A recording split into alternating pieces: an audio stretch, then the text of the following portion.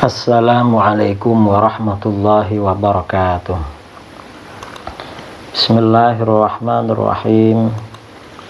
Alhamdulillahi rabbil alamin. Wassalatu wassalamu ala ashrafil anbiya'i wal mursalin Sayyidina Muhammadin wa ala alihi wa sahbihi ajma'in. Amma ba'du. Saudara-saudara kaum muslimin dimanapun Anda berada, pada edisi kali ini kita akan membahas tentang pentingnya sidang isbat yang dilakukan oleh pemerintah. Tadi malam sidang isbat menetapkan hari raya terjadi pada besok hari Sabtu tanggal 22 April. Ini mengapa perlu dijelaskan? Ini untuk meluruskan pernyataan kader Muhammadiyah. Ada kader Muhammadiyah menolak sidang isbat.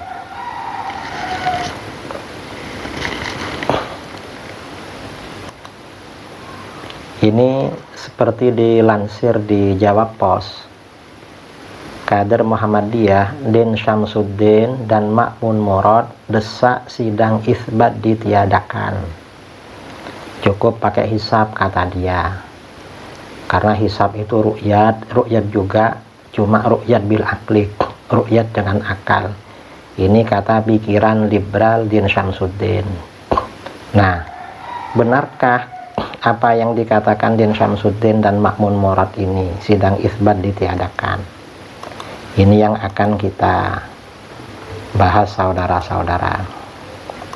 Nah, jelas tidak benar. Para ulama fuqaha menetapkan di dalam kitab-kitab fikih ya, Madzhabul Arba'ah, bahwa pemerintah wajib melakukan sidang isbat untuk menentukan awal puasa dan hari raya. Sedangkan umat Islam wajib mengikuti keputusan pemerintah berdasarkan ijma ulama. Tentu ijma ulama ini dasarnya Al-Quran dan hadis. Jadi wajib ada sidang isbat. Dasarnya mana? Bahwa ketentuan awal puasa dan hari raya itu berada pada keputusan pemerintah, sidang isbat. Dasarnya banyak sekali. Misalnya hadis ya, An Ibnu Abbas radhiyallahu anhu maqal. Ibnu Abbas berkata, Ja'a A'rabiyun ilan Nabi sallallahu alaihi wasallam faqal. Seorang laki-laki A'rabi datang kepada Nabi sallallahu alaihi wasallam lalu berkata, Inni ra'aitul hilal, yakni Ramadan. Rasulullah, saya telah melihat hilal, yaitu hilal bulan Ramadan. Faqal, lalu Rasulullah bertanya, Atashhadu an la ilaha illallah, apakah kamu bersaksi bahwa tiada Tuhan selain Allah? Qal, A'rabi itu berkata, na'am, iya. Qal, Rasulullah bertanya lagi, Atashhadu anna Muhammadar Rasulullah, apakah kamu bersaksi bahwasanya Nabi Muhammad itu utusan Allah? Qal, na'am. A'rabi itu berkata, iya.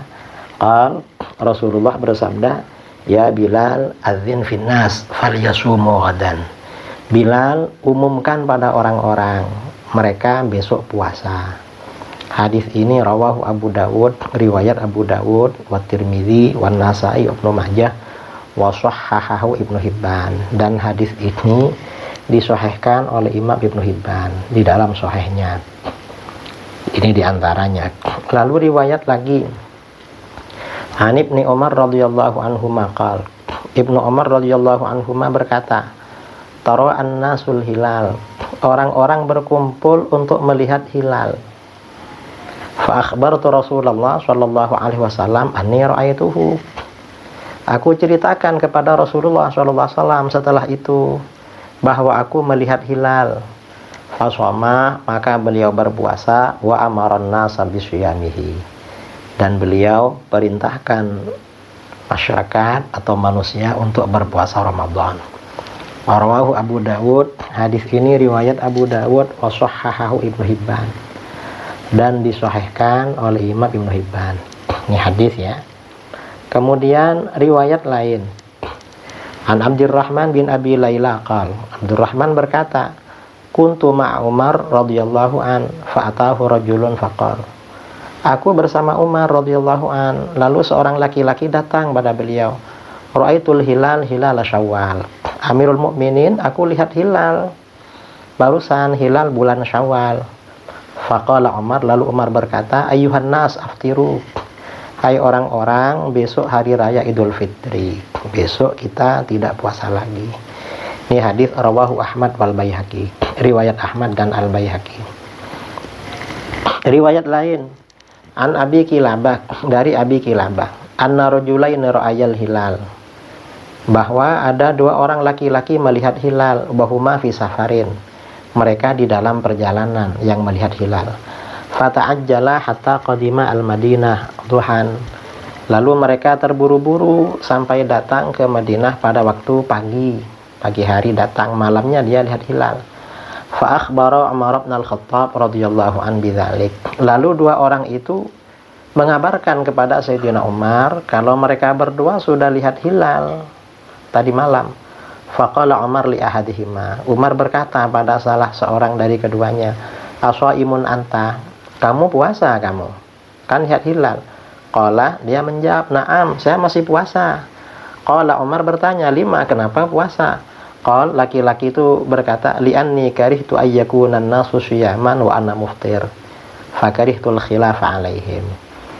Saya gak suka orang-orang semuanya puasa sementara saya gak puasa. Saya gak suka berbeda dengan banyak orang. Faqala lil akhar, lalu Sayyidina Umar tanya sama satunya, fa anta, kamu gimana? Qala, satunya menjawab, asbahtu muftiron, saya gak puasa Sayyidina Umar. Qala, Umar bertanya, lima, kenapa gak puasa? Qala, dia menjawab, li'anni ra'aitul hilal fakarihtu an asum, karena aku melihat hilal tadi malam, aku gak suka puasa karena sudah Syawal. Faqala lilladzi aftar, Umar berkata pada laki-laki yang gak puasa itu, laula hadza yakni alladzi shoma la radatna syahadatak wal auja'na rasak. Seandainya bukan karena orang ini yang puasa ini teman kamu, saya tolak kesaksian kamu. Kesaksian kamu mestinya ditolak. Dan saya pukul kepalamu sampai kesakitan. Mengapa? Ya karena dia berbeda dengan banyak orang. Yang lainnya puasa, dia gak puasa sendirian. Dan belum ditetapkan oleh pemerintah. Summa amaran nas fa'aftaru wa kharaja. Kemudian Sayyidina Umar memerintahkan orang-orang untuk berhenti puasa, lalu keluar menunaikan sholat Id. Ini asar rawahu Abdul Razzaq, riwayat Abdul Razzaq dalam Al-Musannaf dan At-Tabari dalam Tahdzibul Athar. Nah, beberapa riwayat hadis dan asar di atas memberikan beberapa kesimpulan sebagai berikut. Pertama, pada masa Rasulullah SAW, orang-orang sudah terbiasa berkumpul untuk melakukan ru'yatul hilal. Itu riwayat Abu Dawud dari Ibnu Umar radhiyallahu anhuma. Kedua, orang yang berhasil melihat hilal atau ru'yat, maka melaporkan hasilnya kepada Rasulullah SAW dan khalifah setelah beliau wafat selaku pemerintah, selaku penguasa. Jadi begitu. Ketiga, berdasarkan laporan hasil ru'yatul hilal itu, Rasulullah SAW dan khalifah mengumumkan awal puasa dan hari raya. Jadi dasarnya ru'yatul hilal. Keempat, metode yang digunakan untuk penetapan awal puasa dan hari raya adalah metode ru'yatul hilal.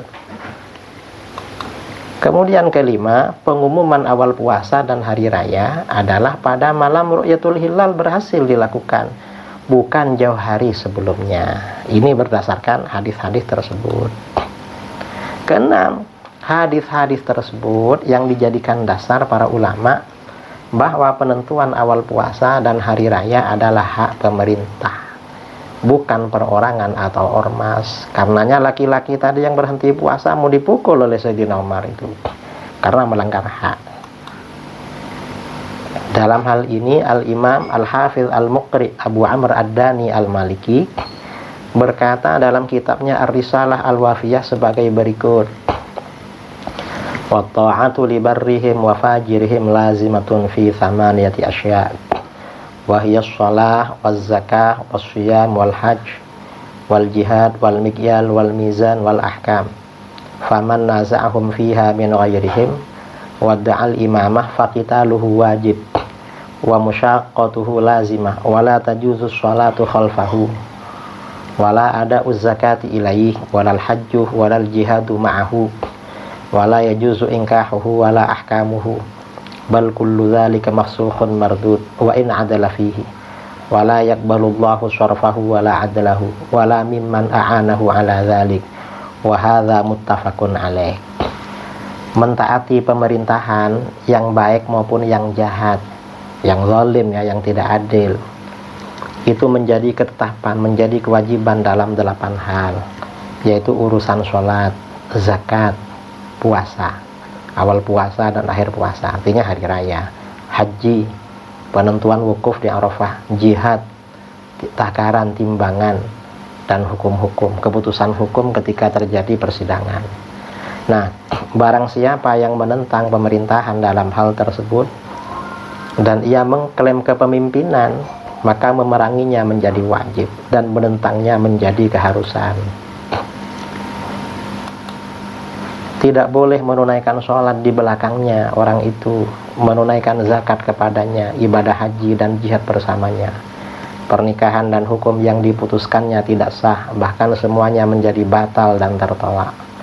Meskipun ia seorang yang adil, Allah tidak akan menerima pahala ibadah wajib dan sunnahnya. Tidak pula orang yang membantunya melakukan hal tersebut, dan hal ini telah menjadi kesepakatan ulama. Demikian keterangan Imam Abu Amr Ad-Dani dalam kitabnya Ar-Risalah Al-Wafiyah.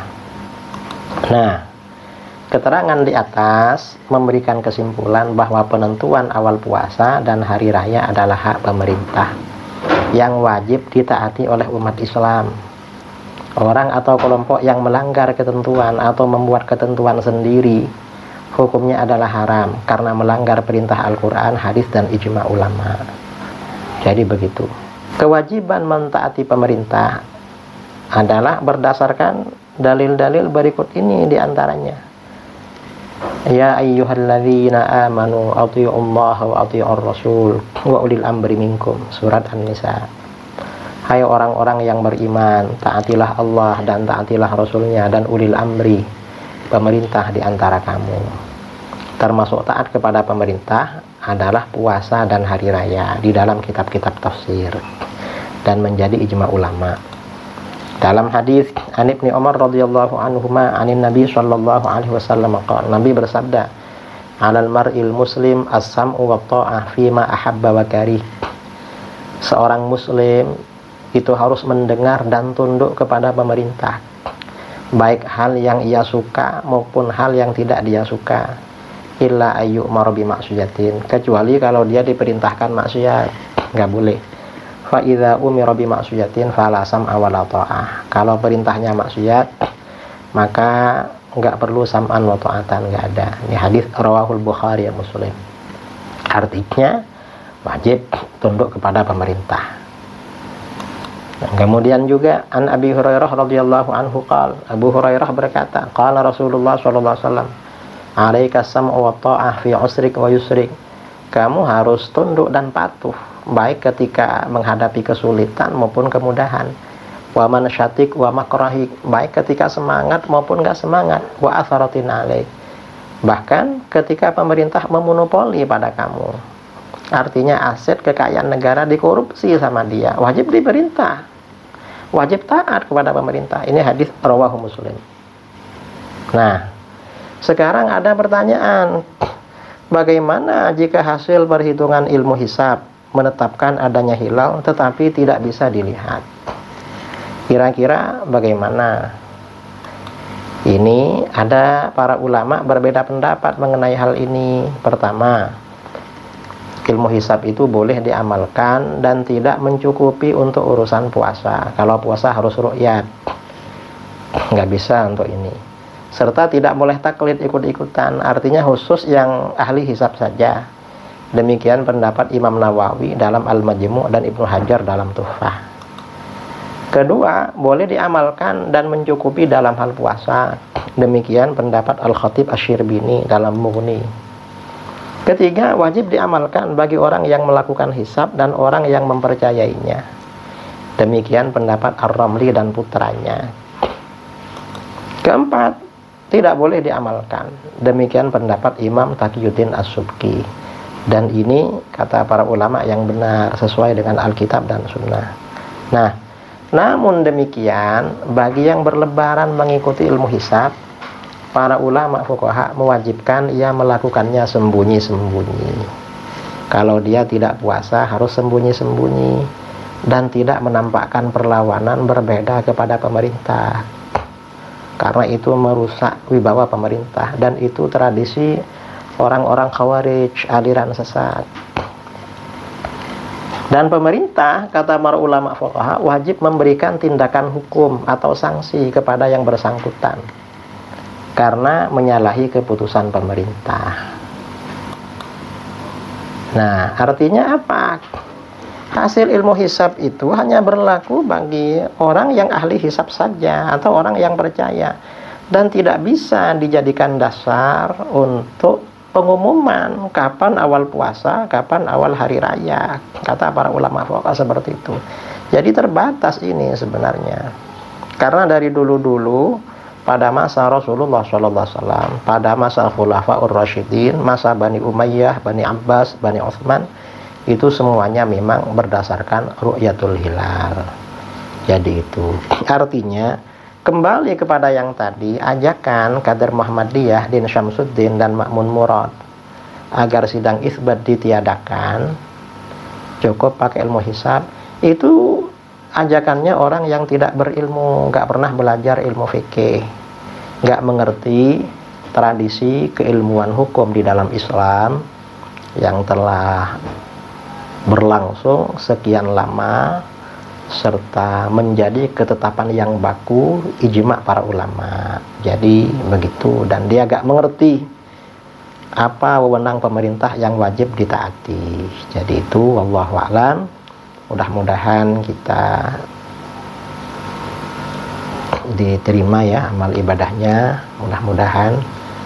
Dari saya, assalamualaikum warahmatullahi wabarakatuh.